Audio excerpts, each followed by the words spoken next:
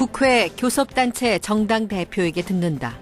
한나라당 황우여 원내대표입니다.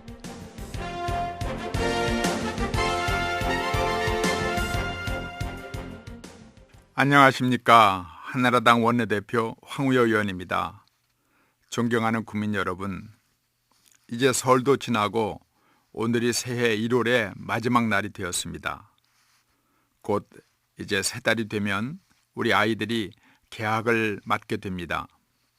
우리 아이들은 선생님과 친구들을 빨리 만나고 싶어서 학교로 마구 뛰어갈 것입니다. 그런데 얼마 전 동료 학생들의 폭력에 시달려온 한 꼬마 중학생이 스스로 목숨을 끊은 안타까운 사건이 있었습니다. 학교 폭력이 얼마나 지긋지긋하고 무서웠기에 그 높은 곳에서 뛰어내리는 길을 택했겠습니까? 지금도 이 생각을 하면 우리 어른들은 고개를 들 수 없는 아픔이 점여옵니다. 이를 계기로 교내 폭력은 어제 오늘의 일이 아니다, 어느 학교만의 문제가 아니라고 하면서 더 이상 학교 내 폭력을 내버려둬서는 절대 안 된다는 목소리가 쏟아지고 있습니다. 한나라당에서도 이 문제를 해결하고자 학교폭력 대책특별법을 만들었습니다. 학교폭력을 더 이상 쉬쉬하지 못하도록 이를 감추고 축소하는 교원을 징계하고 예방대책에 기여한 교원들께는 격려 포상하기로 하였습니다. 또 상담교사 선생님을 두어서 예방교육에 더욱 힘쓰도록 하였습니다. 폭력 학생을 교원이 즉시 격리시키는 조치도 취할 수 있도록 하였습니다. 가해 학생은 심리치료를 반드시 받아야 하고 그 학부모와 함께 특별교육도 받도록 하였습니다. 그러나 이런 외적 강제 조치만으로 우리 학교가 더 이상 폭력 없는 학교가 되리라고는 안심할 수만은 없다는 점이 문제입니다. 보다 학교와 그 안에서 이루어지는 교육 내부를 우리는 살펴보아야 합니다. 그런데 놀라운 사실은 실제로 중학생의 학교 폭력이 전체 학교 폭력의 70% 가까이 차지하고 고등학생보다 2배 많다는 교가부의 조사 결과입니다. 그러니 오늘은 우리 중학교 교육에 대하여 생각을 같이 해보고자 합니다. 중학교는 참으로 중요합니다. 초등학교 교육은 인간의 기본을 바로잡는 아주 중요한 교육입니다. 그래서 교원도 별도로 양성하고 특별한 투자를 계속하여 우리나라 초등교육은 세계 최강이 되었습니다. 그런데 중학교 교육은 이렇게 기본이 잡힌 학생들이 소질과 능력을 잘 살펴서 이들의 장래를 결정해주는 교육입니다. 중학생은 단순히 좀 더 큰 초등학생이나 좀 작은 고등학생이 아닙니다. 중학생은 이제 막 사춘기가 시작되는 때입니다.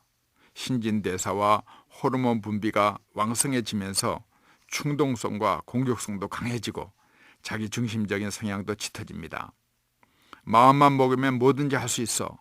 나는 남과 다르고 우월하단 말이야. 이른바 중2병이라는 말이 생겨났을 정도입니다. 이처럼 중학교 시절은 이른바 질풍노도의 시기입니다. 고등학교에서부터는 직업인이 양성됩니다. 따라서 중학교는 한 인간이 장차 훌륭한 인격을 갖추어 사회의 구성원으로 일생을 잘 살 수 있느냐 여부가 결정되는 시기입니다. 중학교에서 한 인간을 장차 인문고등학교에 보내 대학을 진학시킬 것이냐, 실업학교에 보내 취업을 시킬 것이냐도 결정하게 됩니다. 한 학생을 예술가로 키울 것인지 군인으로 키울 것인지 이공계, 인문계 어느 방면으로 진출시킬 것인지를 결정하는 시기입니다.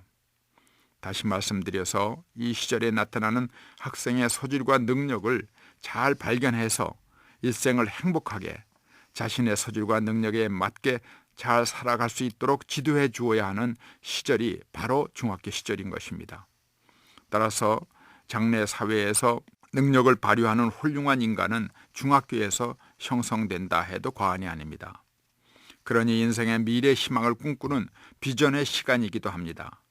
우리는 누구나 자신의 지금의 직업과 사람됨은 우리의 중학교 시절에서 결정되었다라는 고백을 하고 있습니다.